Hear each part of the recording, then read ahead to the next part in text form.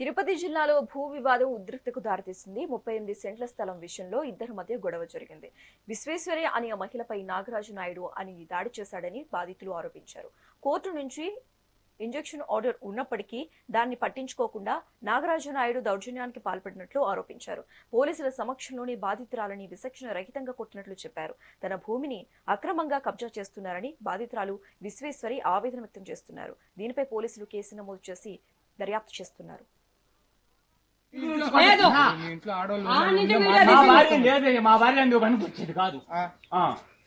భార్య మాట్లాడినా ఒక అర్థం ఉంది. మీరు మాట్లాడితే ఎట్లా? తప్పు కాదని చెప్పడం లేదు. ఆమె నన్ను కొట్టద్దునా, ఆమె నన్ను పిచ్చేసుకొని కొట్టద్దునా. మీరు మాట్లాడుకోండి, ఆడవాళ్ళని పిలుచుకొని వచ్చారు. కాగితాలు ఉండే కదా, కోర్టు పోయినాము, ఎంఆర్ఓ 4 మాటలు వచ్చిపోయాడు. ఇప్పుడు చూపి నీ దగ్గర ఉంటే ఇప్పుడు చూపి లేనప్పుడు ఇంకేం చేస్తారు? అది కరెక్ట్ కాదయా పెద్దయినా. రండి ఇట్లా రండి, ఇట్లా వచ్చారు కొంచెంసేపు ఉండండి. రావులా నా యావులవి ఎవరు బాగా? ఇప్పుడు దానికి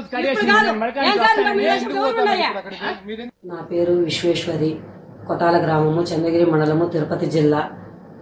నాకు గత 2024 సంవత్సరం నుంచి ఆస్తి తగాదాలు జరుగుతున్నాయి. నాకు నాగరాజు నాయుడు అనే వ్యక్తికి నేను కోర్టును సంప్రదించి నాకున్నటువంటి ఆర్డర్స్ అన్ని కూడా నేను తెచ్చుకొని పోలీసుల ద్వారా వచ్చి నాకు కావాల్సిన జాగా నాకు చూపించమని అడిగితే అప్పట్లో ఉన్నటువంటి ఎంపీటీసీ భర్త వి మురళీ నాయుడు సహకారంతో విచక్షణారహితంగా కొట్టి గాయాలు చేసి నన్ను ఇబ్బంది పెట్టి కేసులు కట్టుకొని పోలీసు వాళ్ళని వాళ్ళ పని చేయనీయకుండా, అధికారులు నాకు ఎటువంటి సహాయం చేయనీయకుండా అడ్డగించుకుంటూ వస్తుంటే నేను న్యాయస్థానానికి వెళ్ళి, అయ్యా నాకు ఇంజక్షన్ ఆర్డర్ వచ్చినాను, నాకు న్యాయం జరగడం లేదు, పోలీసుల దగ్గర నుంచి నాకు రక్షణ కావాలి, నేను నా బిడ్డలు బతకలేకుండా ఉన్నాము అని చెప్పి న్యాయస్థానం వారిని కోరగా పోలీస్ ప్రొటెక్షన్ ఇచ్చిన అయినాను పోలీసు వారు ఎటువంటి స్పందన ఇవ్వకుండా, ఎంఆర్ఓ గారు ఎటువంటి న్యాయం చేయకుండా నాకు ఉన్నటువంటి హక్కులను చూపించకుండా లీగల్ గా చూపించండి అని అంటే వారు మండల నాయకులు, గ్రామ కమిటీ అధ్యక్షుడైనటువంటి రాజేంద్ర, వంశీ, హేమశేఖరు వీళ్ళ సహకారాలతో నన్ను బెదిరిస్తూ